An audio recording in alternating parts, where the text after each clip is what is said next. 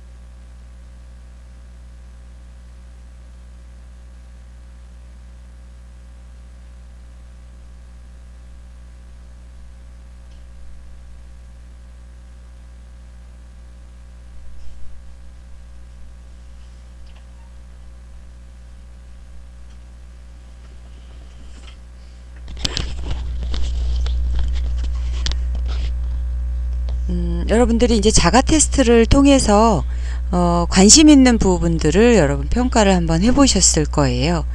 자, 그러면 불안장애 중에서 사회 불안장애라는 것이 있습니다. Social Anxiety Disorder라고 해서 이것은 타인에게 면밀하게 관찰될 수 있는 하나 이상의 사회적인 상황에 노출되는 것을 극도로 두려워하거나 불안해하는 양상이 있게 될 때에 붙여지는 진단입니다.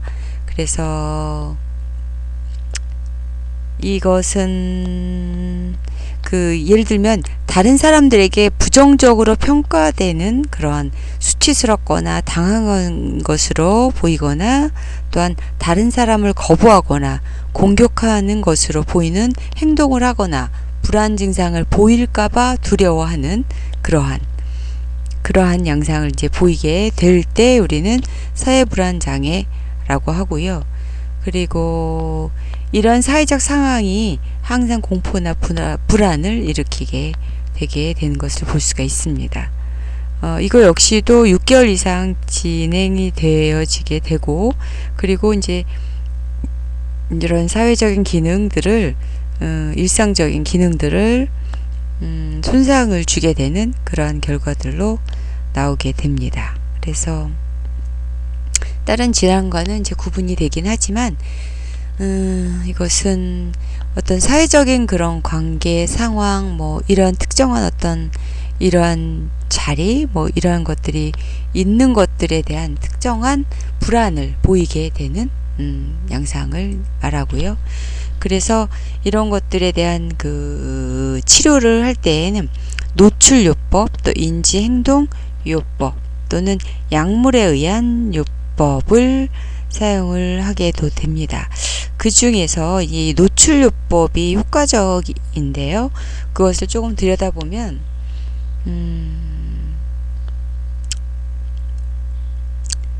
이것은 불안을 초래하게 하는 상황에 익숙해지고 또 이러한 상황의 편안함을 늘려가기 위해서 충분한 기간 동안 노출을 진행시키는 그런 방식인데 이거 사실은 쉽지는 않죠.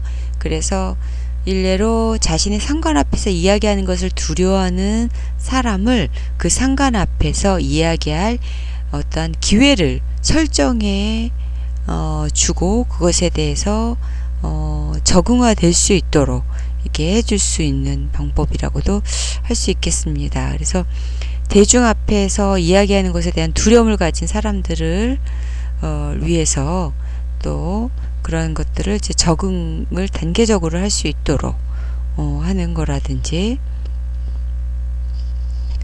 하는 방법들은 이제 단계적으로 하는 것들을 말할 수 있겠고요. 인지행동도 이제 이런 것들의 일환이라고도 할 수가 있겠습니다. 그래서 어떻게 이러한 그런 본인이 두려워하는 상황에 대한 것들을 어떻게 논리적으로 그리고 내가 먼저 이해하고 그리고 그것에서 대처할 수 있는 기술이 어떠한 기술인지를 배워가면서 단계적으로 해결해가는 과정들이라고 할 수 있겠습니다. 또한 이제 지나치게 긴장하고 인정을 하기 때문에 이완 기법을 사용을 해서 긴장을 풀어주는 것들이 있을 수 있겠고요. 그리고 어떠한 특정 상황에서 특히 불안과 이러한 공황이 유발되는지에 대한 부분들을 면밀하게 파악을 하는 것들이 중요합니다. 그에 따라서 본인이 두려워하고 힘들어하는 그런 부분들에 대한 것들을 행동을 수정을 해 나가는 단계라고 할 수 있겠습니다. 패닉 디소더라고 불리는 공황장애도 살펴보면은요. 여러분들이 연예인들이 이러한 공황장애에 대한 이야기를 좀 많이 공황장애로 인한 어려움들을 호소하는 것을 많이 보셨을 거예요. 그래서 공황 발작 시 심하게 불안감을 높이고 그거에 의해서 신체적인 호흡곤란, 심박동 증가, 흉통, 메스꺼움 뭐 이러한 것들이 공통적으로 같이 이제 나타나게 되는 경우들이 있습니다. 그래서 이 공황장애는 일반적으로 특정 자극이 없이 공황 발작이 갑작스럽게 나타난다든지 하는 그런 이제 양상을 보이게 됩니다. 그래서 시간이 지남에 따라 발작과 연관된 상황을 이제 피하게도 되고요. 이러한 회피가 광장복 공포증으로 발전해서 다른 일반적인 활동들을 이제 하지 않으려고 하는 양상으로도 이제 가게 될 수가 있겠습니다. 그래서 공황장애는 명백한 이유 없이 종종 악화되고 약화되기도 하는 양상을 보이고요. 그리고 또 저절로 없어졌다가 또 다시 재발하기도 하고 뭐 그렇습니다. 그러나 치료를 적절히 받았을 때 증상이 호전된다라고 보고 있습니다. 이런 공황장애로 진단을 내리게 되기 위해서는 이제 공황 발작이 여러 번 있어야 하겠고요. 그리고 이런 발작을 유보하라는 상황을 피하기 위해서 이제 행동들이 어떻게 나타나는지 하는 그런 변화들이 이제 있게 되고 향후 발작 가능성에 대해서 이제 걱정하는 것들이 나타나고 그리고 이런 공황 발작의 원인이 해당될 수 있는 기타 이러한 정신건강 장애들이 있는지 또 이제 확인하면서 이제 진단이 내려지게 됩니다. 앞서서 우리가 이런 정신장애 치료하는 방법과 크게 다르지는 않습니다. 그래서 행동 치료를 통해서 무엇이 문제가 되고 있고 나의 행동은 또 어떻게 나오고 있는지 또 올바른 대처법은 무엇인지 이런 것들을 찾아서 이제 하게 되고요. 그리고 약물을 쓰지만 그 약물에 대한 여러 가지 또 주의해야 될 여러 가지 사항들이 있어서 이것을 이제 적절하게 대상자에 따라서 적용을 하게 됩니다. 그래서 DSM-5에서는 다음과 같이 이렇게 이제 공황장애에 대한 이러한 사항들이 기록이 되어져 있고요. 자, 광장공포증을 살펴보면은요, 이제 광장공포증은 예를 들어서 이제 대중교통을 이용을 한다든지 주차장, 뭐 시장과 같은 어떤 특정한 장소라든지 어떠한 특정한 활동, 뭐 이런 것들, 군중들 속에서의 어떤 뭐 출석이라든지 하는 뭐 이러한 활동에 대한 공포가 있게 나타나게 되는 것인데요. 그래서 이러한 어떤 상황이 자기가 두려워하는 그 상황이 이 어떤 상황인지를 알고 그 상황을 맞닥뜨리지 않으려고 하는 그러한 경향이 이제 나타나면서 사회생활도 이제 힘들어지게 되는 그런 것들이 있게 됩니다. 그래서 이러한 광장공포증은 거의 항상 동일한 상황에서 증상이 이제 유발하게 되는 특정한 상황, 공간 뭐 이런 것들이 이제 주어지게 되고요. 그리고 이런 상황을 피하기 위해서 도움을 줄 동행인을 필요로 하게 됩니다. 그래서 이런 증상은 사실 실제 있는 이런 실제 위험에 비해서는 굉장히 과하게 반응들이 나오고 그리고 고통을 많이 호소하게 되고 생활 기능이 이제 떨어지게 되는 기능이 떨어지는 이런 것들을 볼 수가 있겠습니다. 그래서 이 역시도 앞서서 이제 노출요법이나 인지행동요법들을 쓰거나 또 경우에 따라서는 선택적 세로토닌 재흡수 억제제와 같은 항우울제를 쓰기도 합니다. 그래서 이러한 광장 공포증을 치료하지 않으면 되게 그 심각성이 좀 더 이렇게 증가하면서 또 상태가 안 좋아질 수밖에 없겠죠. 그래서 이런 것에 적절한 치료를 해 나가고 그리고 그 앞서서 설명드린 그러한 여러 가지 그러한 노출요법이라든지 이완요법 또 인지행동요법들과 같은 이러한 것들을 이제 지속적으로 하는 것들이 중요합니다. 자, 그리고 이와 같은 그 증상들은 침투 증상, 또 사건을 기억하게 하는 것들을 회피하는 것, 생각과 기분에 미치는 부정적인 영향, 각성과 반응의 변화, 네 가지 증상으로 나눠서 볼 수가 있겠습니다. 그래서 침투 증상이라고 하는 것은 외상성 사건은 본의 아니게 원치 않는 기억이나 반복되는 악몽의 형태로 계속해서 이제 나타날 수 있게 되고, 그리고 사건을 단순히 기억하는 게 아니라 사건이 실제 일어나고 있는 것처럼 다시 체험하는 회상을 경험을 하게 되니까 굉장히 힘들 수밖에 없는 것이죠. 그래서 환자는 사건을 기억나게 하는 것에 대한 극심한 반응을 경험할 수도 있고요. 그리고 참전 용사인 경우라면 폭죽만 터져도 마치 전쟁 상황 속에 바로 그 상황으로 몰입되어지는 것들을 볼 수가 있겠습니다. 자, 이와 같은 침투 증상이 있게 되고요. 회피 증상이 있게 됩니다. 이것은 사람들은 지속적으로 활동 상황 또는 사람 등 외상을 기억하도록 하는 이제 요인을 이제 회피하는 그런 경향을 하게 돼서, 예를 들면 이제 폭행을 당했던 공원, 특정한 장소에 들어가는 것을 피하거나 자신에게 폭행을 가한 가해자와 같은 그러한 사람들과 이야기하는 것들을 피한다든지 하는 회피의 경향이 이제 강하게 나타날 수가 있게 되는 것이죠. 그리고 생각과 기분에 미치는 부정적인 이제 영향이 있게 됩니다. 또한 외상성 사건의 중요한 부분을 기억하지 못할 수도 있고요. 그래서 해리성 기억 상실이라고 하는 이러한 것들이 나오게 되고, 그리고 정서적으로는 굉장히 무감각하고, 그리고 우울증이 일반적으로 이제 함께 나타나고, 또 이제 흥미도 떨어지는 이런 것들이 이제 나오게 됩니다. 각성과 반응에 이제 변화에 있어서도 잠들기가 힘들다든지 집중하기가 어렵다든지 어떠한 자신의 반응을 잘 조절하지 못하게 돼서 모모한 행동을 하거나 분노가 분출될 수도 있겠습니다. 이 외에도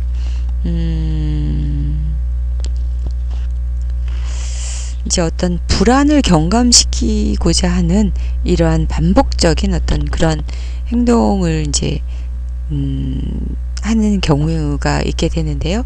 성폭력을 당한 사람이 반복적으로 목욕을 해서 이것을 깨끗하게 지워버리려고 하는 이러한 양상과 같은 변화가 있게 되기도 합니다. 그리고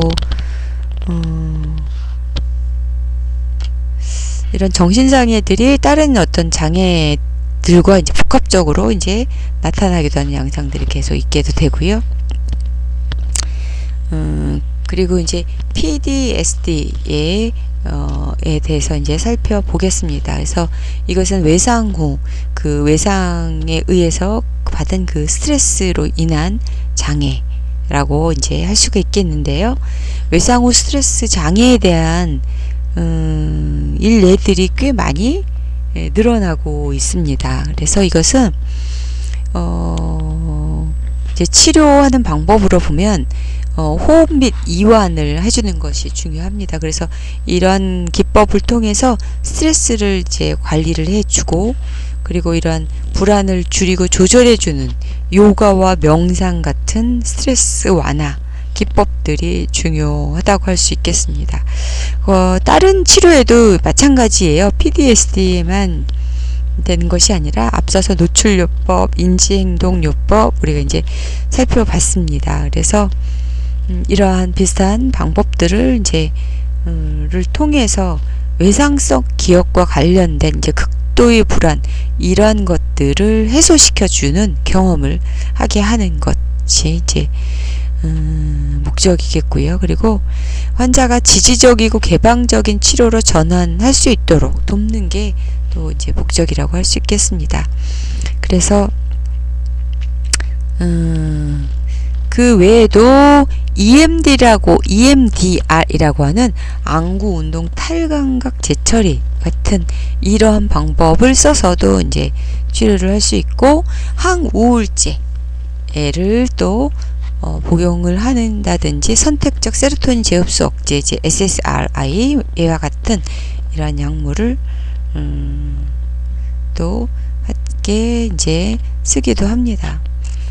자, 그리고 또 이제 급성 스트레스 장애 ASD라고 하는 게 있어요. 이것은 급성 스트레스 장애는 이제 극심한 외상성 사건 직후에 시작되는 것으로서 1개월 미만에 이제 나타나게 되는 이제 불안 증세이고, 그리고 이런 것들이 좀 심하다 보니까 이제 정상 생활이 불가능하게 되는 경우가 있게 됩니다. 그래서 이것이 1개월 이상 지속되면 외상 후 스트레스 장애로 진단을 받게 되는 거를 이제 말을 합니다.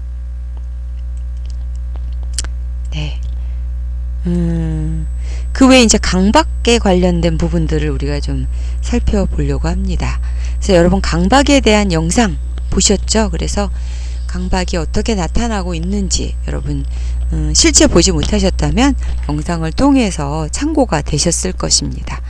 그래서 이러한 그 강박에 대한 것들은 강박 장애로 이제 우리가 진단하기 위해서는 강박적 사고하고 강박적 행동, 이것들이 이제 함께 나타났을 때 우리는 이제 강박 장애라고 이제 하게 됩니다.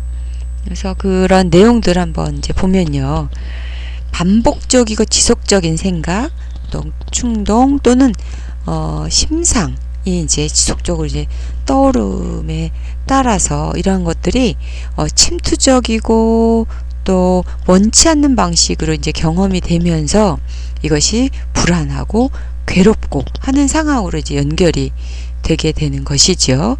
그래서 이러한 것들을 무시하거나 억압하려고 이제 시도를 하고, 그러한 이런 행동을 통해서 이것을 중화시키려고 하는, 이런 강박 행동을 완화시키려고 하는 이러한 노력들이 이제 있게 됩니다.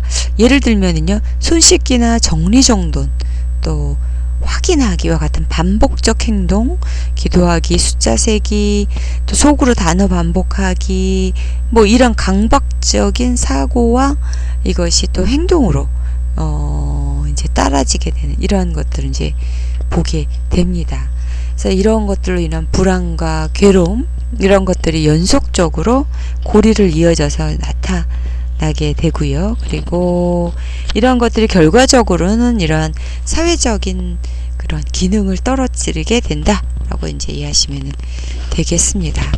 그래서 이런 강박장애라고 하는 것이 본인이 원하지 않아도 이렇게 머릿속에서 떨쳐낼 수 없는 사고의 진행이 이루어지고 있는 것이기 때문에 충동적으로 이제 이런 것들이 이제 나타나고 있고요.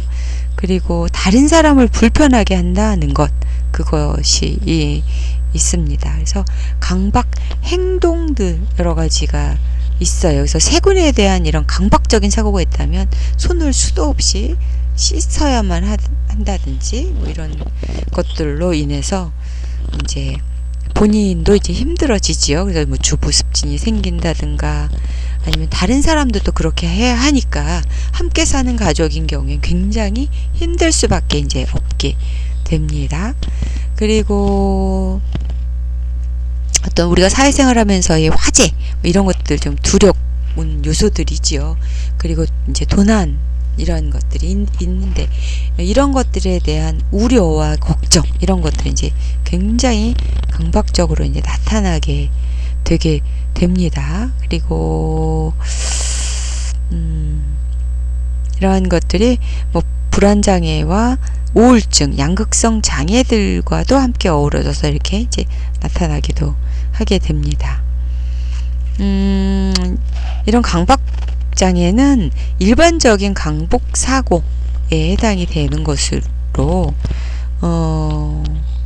일반적으로 우리가 이제 우리 역시도 이제 강박적인 이러한 부분들이 누구나 다 정도 거에 따라서 이제 나타나고 있기도 하는데요. 그런 양상들 한번 살펴보면 문손잡이 등으로부터 세균이 옮을 수 있다는 걱정, 또 현관문을 잠그거나 가스레인지 끄는 것과 같은 걱정, 물건이 질서정연하지 않다는 우려, 또 그 외에도 이제 신기, 또 특정한 순서나 패턴으로 물건 놓기, 뭐 이런 것들이 이제 반복적인 행동을 하게끔 하는 이러한 연쇄적인 고리를 이제 보이게 됩니다. 그래서 이러한 강박적인 사고, 이러한 것들에 의해서 나타나는 그러한 것들이 이제 많이 있게 되는데요.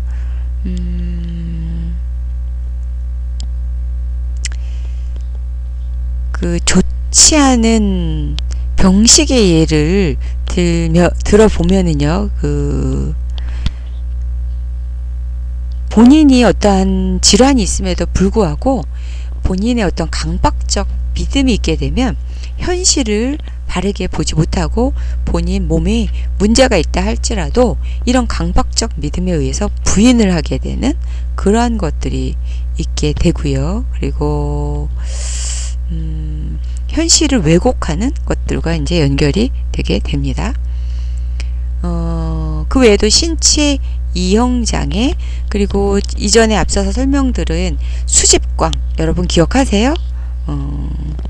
수집광이 이제 노인이라든지 또 이렇게 이제 나타나는 예를 우리 여러분 함께 살펴보았습니다. 이런 것들이 이제 강박장애에 해당이 되겠습니다. 그 외에도 이제 발모광을 한번 보면요, 털뽑기 장애로 이제 분류가 되어 있는데요. 탈모로 이어서 이제 자기도 모르게 자꾸 머리를 이렇게 해서 자꾸 이렇게 빼는 그런 강박이 있게 되다 보면 탈모로 이어지게 되기도 합니다. 근데 자기가 안 하고 싶어도 이런 어떤 강박적인 사고에 의해서 자꾸 머리를 빼서 돌려서 빼고 하는 것들이 이어지다 보니까 이러한 신체적인 이상, 또 이제 이런 안 좋은 습관, 이런 것들이 이제 사회생활 하는 데 있어서, 대인관계 하는 데 있어서 이제 불편감을 주게 되지요. 그래서 그런 예도 있겠고요. 그 다음 피부를 뜯는다든지 아니면 손톱을 물어 뜯는다든지 뭐 여러 가지 피부 뜯기와 같은 이러한 반복적인 강박 행동을 이제 보이는 예들도 있습니다. 그리고 이제 신체 증상 장애라고 하는 이것도 이제 강박에 해당이 되는데요. 일테면 건강 염려증과 같은 예입니다. 그래서 지금 자신이 몸에서 일어나고 있는 이러한 질환이 없음에도 불구하고, 그리고 어딘가에 이상이 있다라고 강한 그러한 믿음을 가지고 이상이 없다라고 함에도 불구하고 지속적인 검사, 또 반복적인 그 병원의 출입, 뭐 이렇게 이제 이어져서 나타나기도 하게 것이 이제 신체 증상 장애라고 할 수가 있겠습니다. 그래서 여러 가지 이제 이러한 강박이 있을 때에 우리가 이제 이에 대한 적절한 치료들을 하는 것이 중요하겠고요. 그리고 그 외에도 우리가 강박장애와 유사 증상들이 있어요. 그래서 이제 외모에 대한 집착, 뭐 이런 것들이 있을 수 있겠고요.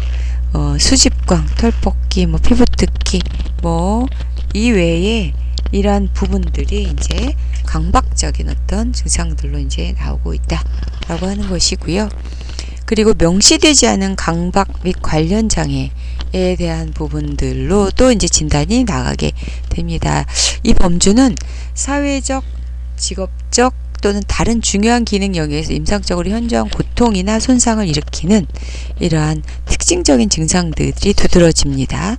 그리고 강박 및 관련 장애의 진단 분류에 속한 장애 중 어느 것에서 완전한 기준을 만족하지 않는 발현 징후들에 대해서 이제 적용이 될 때 명시되지 않는 강박 및 관련 장애로 진단이 나아가게 되는 것이지요. F4E 뭐 이렇게 이제 표기를 하게 됩니다. 그래서 사실은 우리가 이제 앞서서 이제 강박이나 불안 이런 것들에게 정확하게 해당된다라고 정확하게 이제 분류를 해 놓을 수도 있지만 그렇게 분류되지 않은 부분들도 있어서 이런 경우에는 강박과 관련된 장애로 이제 분류를 해 놓기도 한다라고 하는 것 여러분 참고로 알아보시기 바라고요. 그리고 이제 응급실 같은 경우에 특히 이제 이렇게들 이제 표기를 할 수가 있어요. 그래서 이제 관찰할 수 있는 시간이 좀 짧거나 부족할 수 있는 상황이죠. 응급실 이런 곳에서 좀 더 특정한 진단을 내리기에는 정보가 불충분하기 때문에 이런 발현 징후들이 이제 어떤 징후들이다라고 하는 것들을 명시해 놓으면서 우리는 정보 교류를 하고 그에 대한 더 정확한 정보를 얻기 위해서 환자를 관찰을 하고 치료를 진행해 나가게 되는 것입니다. 그래서 오늘은 불안 장애와 그리고 이 불안 장애의 종류들을 우리가 좀 살펴보면서 우리가 흔하게 또 어떻게 보면 볼 수도 있는 이러한 불안 장애 또 외상 후 스트레스 장애와 포함한 이러한 것들 공황 장애 뭐 두루두루 한번 살펴보았습니다. 여러분들께서 이러한 것들을 참고로 하셔서 나의 불안도는 또 어떤지 뭐 이런 것들도 여러분 한번 관심 있게 보시는 시간이었으면 좋겠습니다. 예, 이상으로 강의를 마치도록 하겠습니다.